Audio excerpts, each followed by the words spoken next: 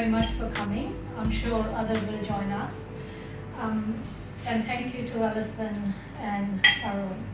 So let me give you a brief introduction of Allison. Any music lovers among us? Yeah. So you know all music has rhythm, and human beings have habits, and we are a creature of our habits. And Allison is a wellness coach who is going to talk about habits and happiness, how our habits, if we make changes to our habits, we can have fulfilling life. So I'll, as a wellness coach, she can give you personal coaching for your improvement, growth, weight loss, happiness, and have an all-rounded personality. So I invite Allison to tell us about winning the game of health and habits. Thank you, Allison. Thanks, Cindy. All right, well, hi everyone. So my name's Allison McEntee. I'm a health and wellness coach. Has anyone here heard of health and wellness coaching before? People would have heard. Yeah. People would have heard of business or executive coaching. Yeah. Great. So essentially my role as a health and wellness coach is to support people to create meaningful change in their own lives, whether it's changing behaviour, changing mindset. So I do a lot of cognitive coaching as well. And it's around how do I support people to create meaningful change in their lives to best support their own sense of well-being. Yeah, because we often know that change is hard. Yeah, sometimes making change, it feels like you're doing another full-time job, just doing those deliberate actions to do things differently to support your own sense of well-being.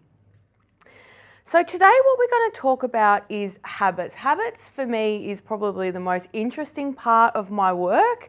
I might not have, I maybe need to get out more, but I find it really fascinating to understand what is it that makes people do what they do, particularly the things that we do when we're on autopilot.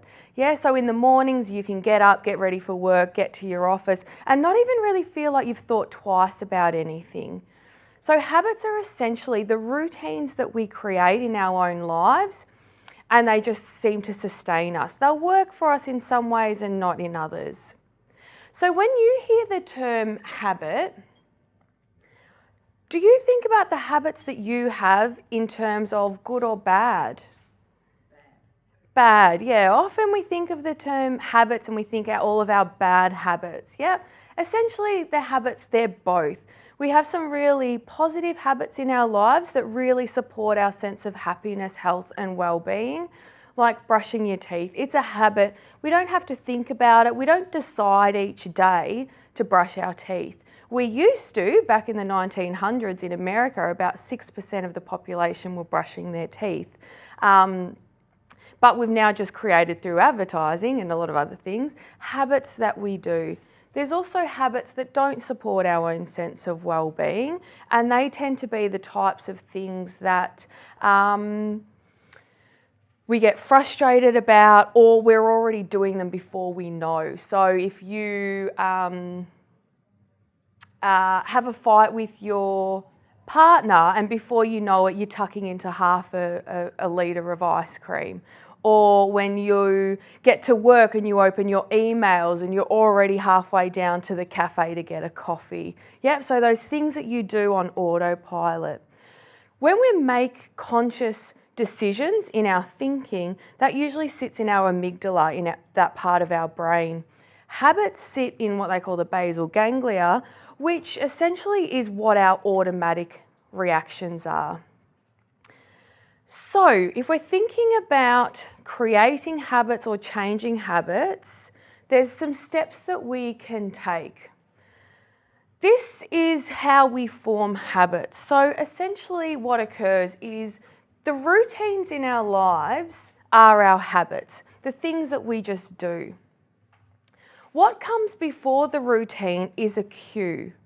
It's something that happens either for us emotionally, a time of day, how we're experiencing the world, who we're around, that forms the cue. So it's the right, I've woken up in the morning, my mouth isn't feeling great, so I'm going to brush my teeth. Yep, that's our cue. We do the routine and then there's some level of reward. So what this presentation is going to now look at is how do we then change a habit? If we're looking at it, this is how we do it, this is a process, what are the steps? So the first step is to be aware of our mindsets around our routines, activities or habits. Sometimes we'll take an all or nothing approach. Would anyone here say they're not athletic? Yeah, I don't like exercise. Or I always give in to temptation. If chocolate's around, I always eat it. Yeah, so we create these all or nothing approaches. Mindfulness meditation, you get people say, I can't sit still, it doesn't work for me, etc. So one of the things that we can do when we're looking at how we change our habits is to change the mindsets that sits behind them. We can do that by moving those types of fixed mindset statements that we make about ourselves and create growth mindsets. So we might say, rather than I hate exercise, we might say, I haven't found a way of moving my body that I really dig, that I'm really get a sense of connection with. Or I haven't yet found the mindfulness strategy that's really going to work for me. So thinking about how we change the language when we're talking about our routines and habits is the really important first step. Then what we need to do is identify, well, what's the routine that we want to change? So if your aim is to improve your own sense of health and well-being, what are some of the routines that you do in your life that you find aren't that helpful to that? So the routine might be going and getting a coffee, that you might want to change. It might be digging into something really yummy when you're feeling stressed and overwhelmed. It might be staying up on your phone at night. Right before you go to bed, you've got that blinding light in your face, and then 45 minutes later, you're down some rabbit maze. So it's identifying what are the routines that I do that I don't really think about that I can deliberately look at changing. Can anyone here think of any of those routines for you that might be coming up during this? Yeah. Would anyone like to share a routine or a habit that you'd be interested in changing? I think that's me. That's you, right? Yeah. Yeah. Mine's clutter. Clutter. Holding on to things. Right. I might just need them. Yep. Yep. So you feel that that's just a strategy that you draw upon? Yeah, absolutely. Right. So all of these are just routines, things that we're doing. What we then need to do is identify what's the cue, what's the thing that's preceding it, so that I know then when this happens, I'm going to do this. So your cue may be really stressed at work. Yeah. When stress takes over, we move into any strategy that we feel that's going to work to minimise that. When we're tired, when we're feeling overwhelmed and not really energised to do things as well. Sometimes energy feels like a rolling mountain. When you've got energy, you've got more energy to go for a walk and socialise with people and make dinner rather than calling in somewhere on the way home. And then that creates a snowball because you're eating well. So you've got more energy to go for the walk and eat, as all of those types of things. So your energy levels and what energy capacity you have in habit forming is really, really key. Or it's coffee o'clock. It's 10 a.m, first coffee of the day, they taste so good, and then off I go. Yeah. So identify what's happening beforehand. So it can be the time of day, your emotions, how you're feeling. There's a lot of resources online. There's even apps now that you can start tracking your habits. So if you're wanting to change something, what you can then look at is, well, what was going on beforehand for me? How was I feeling? What was going on? What we can then do is identify, well, what's the reward here for me? Some of the rewards can be really straightforward, and it might be that other rewards aren't so straightforward. One reward might be I'm feeling really relaxed. So you've opened your emails, you've got a barrage of them, and you go down to get a coffee. Yeah? Just moving away from your desk might be the reward. So if the habit you want to change is to drink less coffee, it might look at, well, if the reward is de-stress, would a couple of minutes of mindfulness work for me? Would just getting outdoors work for me? Would chatting to a colleague work for me? Distraction as well, when you've got a whole lot of stuff going on and you decide that it's just easier to put it in the too hard basket for now and go and do something as well. That might also lead to de-stress. And socialising, you know, in the example of going to get a coffee, it might be that you just really like connecting with your colleagues. So the coffee is just a byproduct of that. So if you can identify what the reward is, you can change your routine then in a way that's still going to support you gaining that sense of well-being that you were looking for from the start. Does anyone have any questions, comments so far? No? Cool. So that's how habits are formed. That's the steps that we can then take to change a habit. What you can also do is replace one habit with another. So if you're doing something that's not really working for you and you're wanting to implement something new, we have a whole range of routines in our lives. Some research says up to 45 to 50% of our day-to-day life is just habits. We do it on autopilot, not conscious decisions as well. As you're saying, we are creatures of habit. Our brain likes habits because it stops us having to think so much. So if we can use that as a strength and we use that to our advantage, we can then look at, well, what are my current routines and how can those routines now become my cue to do something else?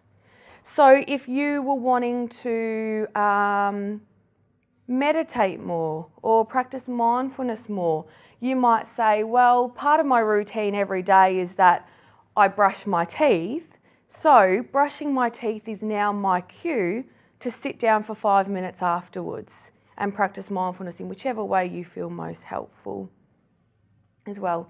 So using our current routines to create new cues can really help us then shift in terms of what can be more helpful, what's working and what's not working.